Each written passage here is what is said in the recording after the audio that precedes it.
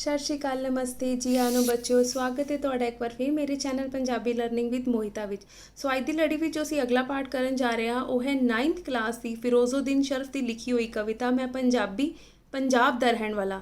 ਇਸ ਕਵਿਤਾ ਵਿੱਚ ਕਵੀ ਨੇ ਆਪਣਾ ਪੰਜਾਬ ਪ੍ਰਤੀ ਪਿਆਰ, ਪੰਜਾਬੀ ਭਾਸ਼ਾ ਪ੍ਰਤੀ ਪਿਆਰ, ਪੰਜਾਬ ਦੀ ਖੂਬਸੂਰਤੀ ਬਾਰੇ ਜਾਂ ਪੰਜਾਬੀ ਭਾਸ਼ਾ ਨੂੰ ਕਿੰਨਾ ਪਿਆਰ ਕਰਦਾ ਹੈ ਉਸ ਬਾਰੇ ਇਸ ਕਵਿਤਾ ਵਿੱਚ ਇੱਕ ਤਰ੍ਹਾਂ ਦਾ ਗਾਣਾ ਹੈ ਜਿਸ ਵਿੱਚ ਉਸਨੇ ਪੇਸ਼ ਕੀਤਾ ਹੈ।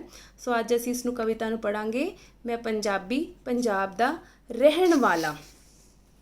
ਸੋ ਪਹਿਲੇ ਪੈਰੇ ਵਿੱਚ ਜੋ ਕਵੀ ਹੈ ਉਹ ਕਹਿ ਰਿਹਾ ਹੈ ਕਿ ਮੈਂ ਪੰਜਾਬੀ, ਪੰਜਾਬ ਦਾ ਰਹਿਣ ਵਾਲਾ। ਕਹਿੰਦਾ ਹੈ ਕਿ ਮੈਂ ਪੰਜਾਬੀ ਹਾਂ ਕਿਉਂਕਿ ਮੈਂ ਪੰਜਾਬ ਦਾ ਰਹਿਣ ਵਾਲਾ ਹਾਂ। ਹਾਂ ਮੈਂ ਪੇਂਡੂ ਪਰ ਸ਼ਹਿਰੀਏ ਰੰਗ ਦਾ। ਕਹਿ ਰਿਹਾ ਕਿ ਹਾਂ ਮੈਂ ਪੇਂਡੂ ਹਾਂ, ਮੈਂ ਪਿੰਡ ਦਾ ਰਹਿਣ ਵਾਲਾ। ਪਿੰਡ ਮਤਲਬ ਗਾਉਂ। ਮੈਂ ਪਿੰਡ ਜਾਂ ਗਾਉਂ ਦਾ ਰਹਿਣ ਵਾਲਾ ਹਾਂ, ਲੇਕਿਨ ਹਾਂ ਮੈਂ ਸ਼ਹਿਰੀਏ ਰੰਗ ਦਾ, ਮਤਲਬ ਮੇਰੀ ਰਹਿਣੀ ਬਹਿਣੀ ਜਿਹੜੀ ਹੈ ਸ਼ਹਿਰੀ ਢੰਗ ਦੀ। ਯਾਨੀ ਕਿ ਮੈਨੂੰ ਸ਼ਹਿਰ ਦੇ ਵੀ ਸਾਰੇ ਤੌਰ ਤਰੀਕੇ ਆਉਂਦੇ ਨੇ, ਭਾਵੇਂ ਮੈਂ ਛੋਟੇ ਜਿਹੇ ਗਾਉਂ ਜਾਂ ਪਿੰਡ 'ਚ ਰਹਿਣ ਵਾਲਾ, ਪਰ ਮੈਨੂੰ ਸ਼ਹਿਰ ਦੇ ਸਾਰੇ ਤੌਰ ਤਰੀਕੇ ਸਭ ਦੀ ਸਮਝ ਹੈ। ਸਮਝਾਂ ਫਾਰਸੀ ਉਰਦੂ ਵੀ ਖੂਬ ਬੋਲਾਂ। ਕਿ ਮੈਂ ਚਾਹੇ ਪੰਜਾਬ ਦਾ ਰਹਿਣ ਵਾਲਾ ਲੇਕਿਨ ਮੈਨੂੰ ਫਾਰਸੀ ਵੀ ਸਮਝ ਆਉਂਦੀ ਹੈ, ਉਰਦੂ ਵੀ ਮੈਨੂੰ ਖੂਬ ਚੰਗੀ ਤਰ੍ਹਾਂ ਬੋਲਣਾ ਆਉਂਦਾ ਹੈ। ਥੋੜ੍ਹੀ ਬਹੁਤ ਅੰਗਰੇਜ਼ੀ ਵੀ ਅੰਗਦਾ ਹਾਂ। ਅੰਗ ਦਾ ਮਤਲਬ ਮੈਨੂੰ ਆਉਂਦੀ ਹੈ ਥੋੜ੍ਹੀ ਬਹੁਤ ਅੰਗਰੇਜ਼ੀ ਵੀ, ਇੰਗਲਿਸ਼ ਵੀ ਥੋੜ੍ਹੀ ਬਹੁਤ ਜਿਹੜੀ ਹੈ ਬੋਲ ਲੈਂਦਾ ਹਾਂ। ਉਰਦੂ ਫਾਰਸੀ ਤੋਂ ਇਲਾਵਾ ਮੈਂ ਇੰਗਲਿਸ਼ ਵੀ ਥੋੜ੍ਹੀ ਬਹੁਤ ਜਾਣਦਾ ਹਾਂ। ਪਰ ਇਸ ਦੇ ਬਾਵਜੂਦ ਵੀ, ਯਾਨੀ ਕਿ ਮੈਨੂੰ ਉਰਦੂ ਵੀ ਆਉਂਦੀ ਹੈ, ਫਾਰਸੀ ਵੀ ਆਉਂਦੀ ਹੈ, ਇੰਗਲਿਸ਼ ਵੀ ਆਉਂਦੀ ਹੈ, ਲੇਕਿਨ ਫਿਰ ਵੀ ਬੋਲੀ ਆਪਣੀ ਨਾਲ ਪਿਆਰ ਰੱਖਾਂ ਇਹ ਗੱਲ ਕਹਿਣੋਂ ਕਦੇ ਨਾ ਸੰਗਦਾ ਹਾਂ। ਸੰਗਦਾ ਮਤਲਬ ਸ਼ਰਮਾਣਾ। ਮੈਂ ਇਹ ਗੱਲ ਕਹਿਣ ਤੋਂ ਕਦੀ ਨਹੀਂ ਸ਼ਰਮਾਂਦਾ ਕਿ ਮੈਨੂੰ ਜਿਹੜੀ ਆਪਣੀ ਬੋਲੀ ਪੰਜਾਬੀ ਨਾਲ ਜ਼ਿਆਦਾ ਪਿਆਰ ਹੈ, ਮੋਹ ਹੈ। ਕਿ ਚਾਹੇ ਮੈਨੂੰ ਉਰਦੂ, ਫਾਰਸੀ, ਅੰਗਰੇਜ਼ੀ, ਹਿੰਦੀ ਸਭ ਆਉਂਦੀ ਹੈ, ਲੇਕਿਨ ਮੈਨੂੰ ਫਿਰ ਵੀ ਸਭ ਤੋਂ ਜ਼ਿਆਦਾ ਪਿਆਰ ਕਿਸ ਭਾਸ਼ਾ ਨਾਲ? ਆਪਣੀ ਪੰਜਾਬੀ ਨਾਲ ਹੈ। ਮੈਂ ਇਸੇ ਨਾਲ ਸਭ ਤੋਂ ਜ਼ਿਆਦਾ ਪਿਆਰ ਰੱਖਦਾ ਹਾਂ। ਮੋਤੀ ਕਿਸੇ ਸੁਹਾਗਣ ਦੀ ਨੱਥ ਦਾ ਮੈਂ, ਟੁਕੜਾ ਕਿਸੇ ਪੰਜਾਬਣ ਦੀ ਵੰਗ ਦਾ ਮੈਂ। ਕਹਿੰਦਾ ਹੈ ਕਿ ਮੈਂ ਤਾਂ ਆਪਣੇ ਆਪ ਨੂੰ ਕਿਸੇ ਸੁਹਾਗਣ ਦੀ ਨੱਥ ਦਾ ਮੋਤੀ ਤੇ ਪੰਜਾਬਣ ਦੀ ਵੰਗ ਦਾ ਟੁਕੜਾ ਸਮਝਦਾ ਹਾਂ। ਕਿ ਉਸਨੇ ਪੰਜਾਬੀ ਭਾਸ਼ਾ ਬਾਰੇ ਕਿਹਾ ਹੈ। ਕੁਝ ਬੱਚਿਆਂ ਨੂੰ ਇਸ ਤਰ੍ਹਾਂ ਪੰਜਾਬੀ 9ਵੀਂ 'ਚ ਆ ਕੇ ਲੈਂਦੇ ਨੇ, ਸਮਝ ਨਹੀਂ ਆਉਂਦੀ, तो ਉਹਨਾਂ ਵਾਸਤੇ मैं थोड़ा हिंदी 'ਚ भी नाल समझा देनी हाँ। कि इसमें कवि कह रहा है कि मैं पंजाब का रहने वाला हूँ और मेरे को पंजाबी भाषा से बहुत प्यार है।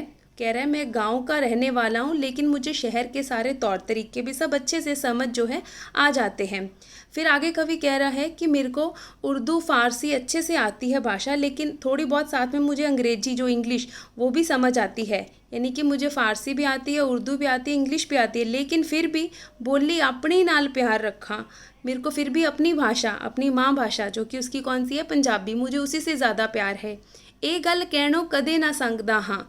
कि मैं ये बात कहने से कभी शर्माता या झिझकता नहीं हूँ कि मुझे अपनी भाषा से ज़्यादा प्यार है। मोती किसे सुहागण दी नत्थ दा मैं, टुकड़ा किसे पंजाबन दी वंग दा मैं।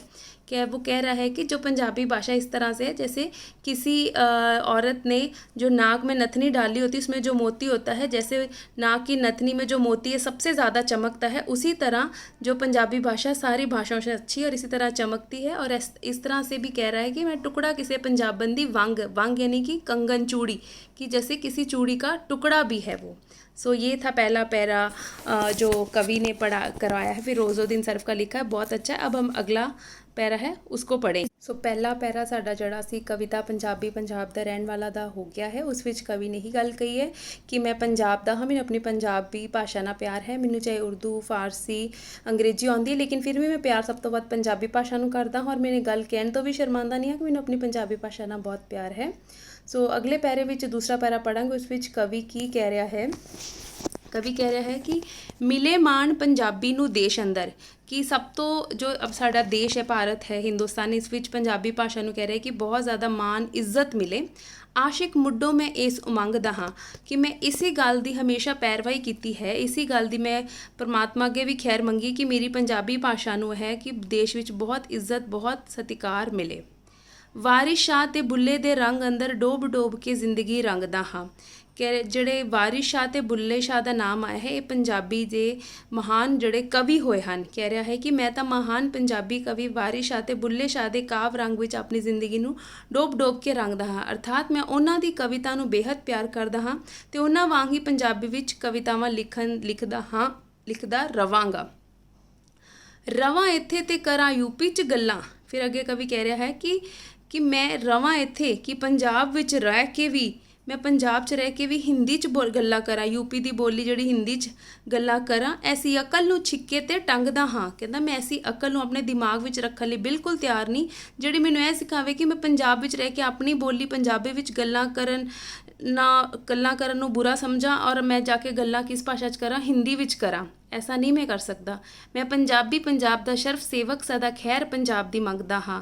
ਕਹਿ ਰਿਹਾ ਹੈ ਕਿ ਮੈਂ ਪੰਜਾਬੀ ਹਾਂ ਅਤੇ ਪੰਜਾਬ ਦਾ ਸੇਵਕ ਹਾਂ ਔਰ ਇਸ ਕਰਕੇ ਮੈਂ ਸਦਾ ਹੀ ਪੰਜਾਬੀ ਬੋਲੀ ਦੇ ਚੰਗਿਆਈ ਦੀ ਭਲਾਈ ਦੀ ਇੱਛਾ ਕਰਦਾ ਹਾਂ। हिंदी विच इहदा अनुवाद कर देनी हाँ। कवि कह रहा है इस पैरे में कि मैं चाहता हूँ कि मिले मान पंजाबी नू देश अंदर, की पंजाबी भाषा को भारत में बहुत ज़्यादा देश में सत्कार इज़्ज़त मिले। आशिक मुड्डों में इस मांगदा कि मैं शुरू से ही मैंने ये इच्छा रखी है कि मेरी पंजाबी भाषा को भारत में बहुत ज़्यादा मान सम्मान मिले। वारिश शाह ते बुल्ले दे रंग अंदर डोब डोब की ज़िंदगी रखता हाँ। वारिश और बुल्ले शाह पंजाबी कविताओं के महान कवियों के नाम हैं। वो कह रहा है कि मेरा मन करता है कि मैं वारिश शाह और बुल्ले शाह की जैसी कविताएं लिखता रहूं, उन्हीं के अनुसार कविता लिखूं, जैसी वो लिखते थे उसी तरह की कविताएं लिख भी रहा हूँ और लिखता रहूं। रवां इत्थे ते करा यूपी च गल्लां, ऐसी अकल नू छिक्के ते टकता है। वो कह रहा है कि मैं ऐसी अकल को या ऐसी अपनी बुद्धि नहीं रखता कि मैं रहूं तो पंजाब में और बातें करूं हिंदी भाषा में, यूपी की भाषा जो हिंदी उसमें उस भाषा में बातें करूं, ऐसा अच्छा नहीं लगता मुझे। वो कह रहा है कि अगर मैं पंजाब में रह रहा हूँ तो मुझे पंजाबी बोलने में कोई बुरा नहीं लगता, अच्छा लगता है। मैं ऐसा काम कभी नहीं करूँगा कि पंजाबी होके पंजाब में रह के मैं हिंदी में बातें करूँ, नहीं। हिंदी उसको बुरी नहीं लगती, अच्छी लगती हिंदी, लेकिन उसकी जो माँ बोली है, माँ भाषा वो कौन सी है, पंजाबी है, तो इसलिए वो पंजाबी में बात करना उसको पसंद है। फिर आगे कह रहा है मैं पंजाबी पंजाब दा शर्फ सेवक खैर सदा पंजाबी दी मांगदा। कह रहा है कि मैं पंजाबी भाषा का सेवक हूँ, मैं पंजाब का रहने वाला हूँ, पंजाबी हूँ, इसलिए हमेशा से यही भगवान से दुआ करता हूँ कि मेरी जो पंजाबी भाषा उसको देश में विदेश में बहुत इज़्ज़त मान मिले और ये इसी तरह से पंजाबी भाषा जो कि है तरक्की करती रहे। सो उम्मीद कर रही हूँ तुम्हें ਤੁਹਾਨੂੰ ਸਾਰਿਆਂ ਨੇ पंजाबी ਜਿਹੜੀ कविता पढ़ाई है अच्छे तरह समझ आ गई होगी। पर फिर भी जो कोई चीज़ रह गई नहीं समझ आई ਤੁਸੀਂ ਮੈਨੂੰ कमेंट बॉक्स ਵਿੱਚ लिख सकते हो। मैं ਤੁਹਾਨੂੰ ਉਹ ਦੁਬਾਰਾ ਕਰਵਾਉਣ ਦੀ ਜਾਂ ਕੋਈ ਵੀ ਮੁਸ਼ਕਿਲ ਉਸ ਨੂੰ ਹੱਲ ਕਰਨ ਦੀ ਕੋਸ਼ਿਸ਼ ਕਰਾਂਗੀ। ਧੰਨਵਾਦ।